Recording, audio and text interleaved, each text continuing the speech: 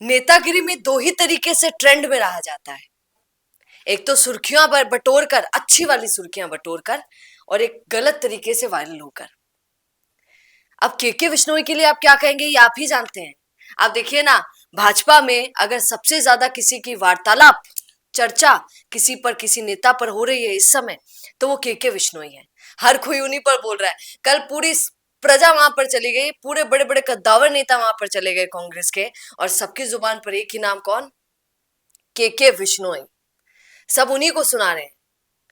और यहाँ पर हनुमान बेनीवाल, ये तो बहुत अजीब बात है। भी कैमरे के पीछे हम भी चर्चा कर रहे थे, सर भी बता रहे थे कि कैसे हैशटैग के विश्नोई जी ने अपना हैशटैग चलवा दिया है ट्विटर पर या सोशल मीडिया पर, सारे प्लेटफॉर्म्स पर, कि हैशटैग के विश्नोई।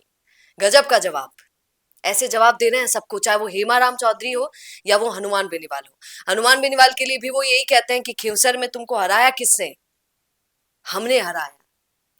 विश्नोई के सारे वोट हमने दिलाए, तो ये मेरी जीत थी उस समय, जो रेवत राम डांगा जीत गए। अब उनको हकीकत ही नहीं पता है कि कैसे हनुमान बेनीवाल को हराया गया, कौन कौन मिले थे, किसने हराया। क्या ये सिर्फ भाजपा की जीत थी? क्या सिर्फ भाजपा ने ही हनुमान बेनीवाल को हराया, या फिर कांग्रेस भी उसमें मिली भगत थी?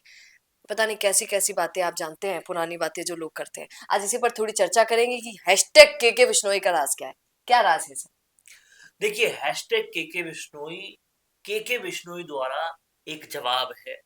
हेमाराम चौधरी, कांग्रेस की तमाम सारी जो सियासत चल रही है, तमाम सारे दिग्गज जो आ चुके हैं बाड़मेर की धरती पर, सचिन पायलट, डोटासरा, टीकाराम जूली, सब लोग, उनको एक टक जवाब देने की एक कोशिश है। और साथ ही साथ गेहूं के साथ जब घुन भी पिसना है, तो हनुमान बेनीवाल को भी जवाब दिया जा रहा है। क्योंकि पिछले दिनों अगर के बिश्नोई के खिलाफ सबसे ज्यादा आग किसी ने उगली, ऐसा ही पर सर, ऐसा ही ऐसा धरने ही पर। पर और भी हर मंचों पर, तो वो हनुमान बेनीवाल लोग। और रीजन भी ये था कि खिवसर चुनाव के प्रभारी के बिश्नोई थे। अब प्रभारी होने से सीधा सीधा आरोप आपके ऊपर ये होता है कि चाहे जो स्ट्रेटजीज बनाई थी हम बेनीवाल को हराने के लिए, ज्योति मिर्धा को लाना, डांगा को लाना, उस सब के पीछे भी आप जिम्मेदार थे। और चाहे जो 4,000 बिश्नोई वोट को इधर उधर करने की बात है, उसके पीछे भी आप जिम्मेदार थे।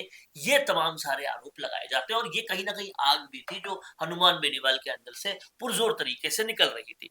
अब समझने वाली एक बात और भी है, और वो बात ये है कि के बिश्नोई इन सभी बातों का जवाब ट्विटर का ट्रेंड करके दे रहे हैं। और उनके समर्थक ये कह रहे हैं कि चाहे फर्क 2,000 का हो या 4,000 का, हारे भी तो तुम इतने से ही थे। और कहीं ना कहीं के बिश्नोई उसमें एक बड़ा फैक्टर थे। दूसरी बात, के बिश्नोई के तमाम सारे समर्थक हेमाराम चौधरी को आरोप लगा रहे हैं कि तुम अपनी बेटी को उतारने के लिए चुनाव में, अब ये डिस्ट्रिक्ट में से तहसील बदल गए, तो आप उसके खिलाफ आंदोलन कर रहे हो। आप तब क्यों नहीं आंदोलन कर रहे थे जब सांचौर में कुछ हो रहा था? सांचौर में भी तो तहसीलें बदली गई थी, उस आंदोलन में तो आप आए नहीं, क्योंकि वो आंदोलन बिश्नोई समाज के व्यक्ति कर रहे थे। यहाँ जाट बनाम बिश्नोई सियासत होती जा रही है। और हनुमान बेनीवाल ना तो कोई धरना कर रहे थे इस चीज के खिलाफ, ना उनका कोई समर्थक धरना कर रहा था, लेकिन फिर भी उनको टारगेट बनाया गया, क्योंकि कहीं ना कहीं एक टीस थी कि वापस जवाब देना है। अब समझने वाली बात यह है कि इस सब लड़ाई में जीतेगा कौन? एक तरफ हेमाराम चौधरी, हरीश चौधरी की जैसे पूरी जमीन हिल गई हो, वो धरना दे रहे हैं तब से कि धोरी मन्ना और पचपदरा को आपने क्यों बालोतरा में डाला। दूसरी तरफ उनका साथ पूरी कांग्रेस दे रही है। तीसरी तरफ के बिश्नोई जो है ट्विटर पर अब ट्रेंड करा रहे हैं, और हनुमान बेनीवाल को भी बोल रहे हैं, इनको भी बोल रहे हैं। पर जनता सब कुछ देख रही है। जनता ना तो आई धरने पर हरीश चौधरी और हेमाराम चौधरी के, वो तब आई जब पायलट और ये सब लोग आए, वो उनकी फैन फॉलोइंग की वजह से आई, धरने की के लोग भी हैं। हाँ, धरने की वजह से नहीं है। अब समझने वाली बात यह है के बिश्नोई ने क्या किया, उन्होंने ट्विटर पे ट्रेंड कर दिया, जो कि हनुमान बेनीवाल भी कराते हैं, किसी एजेंसी को दे देते हैं और वो ट्रेंड करा देती है। लेकिन जनता जो देख रही है वो क्या देख रही है कि हमारे लिए कौन लड़ रहा है। ये तो अपनी सियासत चमकाने के लिए कर रहे हैं के बिश्नोई भी और ये भी। हमारे लिए कौन काम कर रहा है? यहाँ हनुमान बेनीवाल की स्ट्रेटजी बिल्कुल ठीक है। वो ना तो इस धरने में उस तरह से शामिल हुए, खुद तो आए नहीं, और हिमाराम चौधरी को कुछ लोग आरएलपी के मानते हैं, वयोवृद्ध नेता मानते हैं, तो वो थोड़े बहुत चले गए। लेकिन हनुमान बेनीवाल ने किसानों का आंदोलन किया और एक अलग धरती पर किया। तो वो ये प्रोपोगेंडा दिखाना चाह रहे हैं, नैरेटिव सेट करना चाह रहे हैं कि भाई मैं जनता के मुद्दों के लिए लड़ रहा हूँ और ये लोग अपनी सियासत के लिए लड़ रहे हैं। अगर ये नैरेटिव जो वो सेट करना चाहते हैं वो ढंग से सेट हो गया तो आप समझिएगा कि ये नैरेटिव जाट सियासत का सेट हो रहा है कि कौन खुद की सियासत कर रहा है और कौन जनता की सियासत कर रहा है। और इस नैरेटिव को अगर सोशल मीडिया में देखेंगे तो अलग अलग तरीकों से सेट हो रहा है।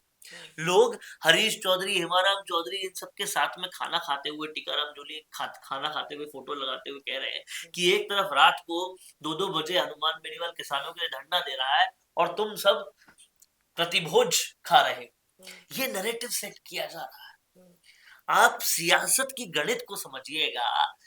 हनुमान बेनीवाल भी, नरेश मीणा भी, ये 50-50, 100-100 लोग इनके सोशल मीडिया टीम में होते हैं और कोई नैरेटिव को सेट करते हैं। बाहर से एजेंसीज भी ट्रेन करती है, यही काम भाजपा कांग्रेस भी कर रहे हैं।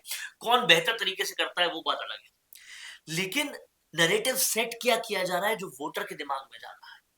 अब वोटर के दिमाग में यही नैरेटिव जा रहा है कि ये तो किसानों के लिए रैली कर रहे थे, जाट तो ये भी थे, तहसीलें तो इनके लिए भी बदली थी, बाड़मेर में मेहनत तो ये भी कर रहे थे, लेकिन ये नहीं आए।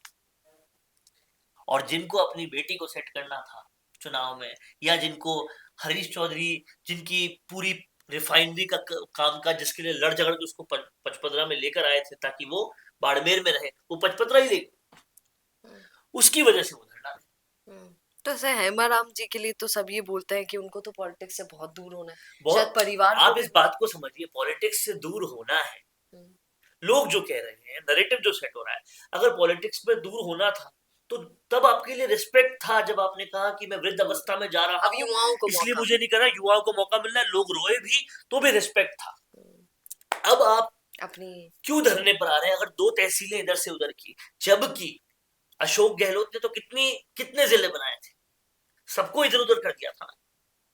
और सबसे बड़ा पॉइंट ये है, डिजिटल युग है, गली गली में ई मित्र है, काम सबके हो रहे हैं, तो ये तर्क कि दूर है और जाने में बस में गरीब कहाँ तक ठीक है। पर सर आज भी बहुत सारे किसान ऐसे हैं जिन्हें डिजिटली ऐसा बिल्कुल है, लेकिन उनके लिए ई मित्र है।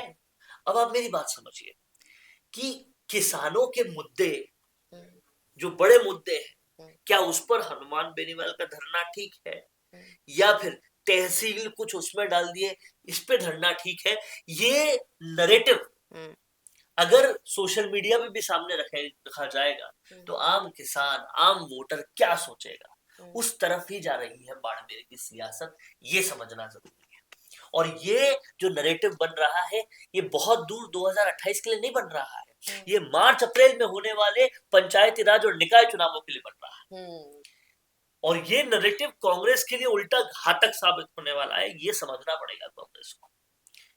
क्योंकि आज भी आम लोगों को नहीं पता कि ट्विटर का ट्रेंड किसी एजेंसी के जरिए करवाया जाता है। लोग ये सोचते हैं कि समर्थक कर रहे हैं, तो के बिश्नोई के खिलाफ उतना ये नैरेटिव नहीं जाएगा जितना कांग्रेस के खिलाफ जाएगा, ये कांग्रेस को समझना पड़ेगा। और आप देखिए इस नैरेटिव को जब कंपाइल करके देखेंगे कांग्रेस वाले या कांग्रेस की तरफ, तो क्या देखेंगे कि ये या तो धरना करते हैं रॉबर्ट वाड्रा को कुछ हो जाता है तब, या करते हैं जब राहुल गांधी बिहार में वोट चोरी का मुद्दा लेके आते हैं तब हल्का सा अनिल चोपड़ा का तड़का लगाकर, और या फिर करते हैं वो मनरेगा का तो ठीक है सर, हाँ मनरेगा का ठीक है, गांव के लोगों के लिए मनरेगा का नाम बदला इसलिए अगर आंदोलन कर रहे हैं तो नाम तो जी राम जी था, तो राम की तरफ नहीं कर सकते, तो इसीलिए कोई भी दाव ठीक बैठ नहीं रहा। अब जनता कह रही है कि फिर ये स्वार्थ के लिए कर रहे हैं। जनता का तो क्या ही फर्क पड़ रहा है कि पचपदरा को उधर भेज दिया या धुरीमन्ना को उधर भेज दिया। और ये नैरेटिव जो है भारी नुकसान कर सकता है कांग्रेस का, ये कांग्रेस को समझना होगा। क्योंकि बाड़मेर आज भी मारवाड़ की वो धुरी है जो कांग्रेस की थोड़ी मजबूत थी। जोधपुर तो अशोक गहलोत ऑलमोस्ट कमजोर कर चुके हैं, और उस धुरी को भी अगर कमजोर किया जाएगा तो बहुत दिक्कत हो जाएगी। क्या लगता है आपको, कितना सहमत होंगे सर की बातों से? कमेंट जरूर कीजिएगा और बने रहिए द फैक्ट इंडिया के साथ। नमस्कार। क्या आप भी करना चाहते हैं अपने गांव का नेतृत्व? आपका अपने गांव के लिए विकास का विजन क्या है? पंचायत में आपके होने से बदल सकती है आपके गांव की तस्वीर। तो आज ही अपने गांव की बात कीजिए द फैक्ट इंडिया के साथ। व्हाट्सएप कीजिए इस नंबर पर। ताज़ा खबरों के लिए विजिट करें द फैक्ट इंडिया।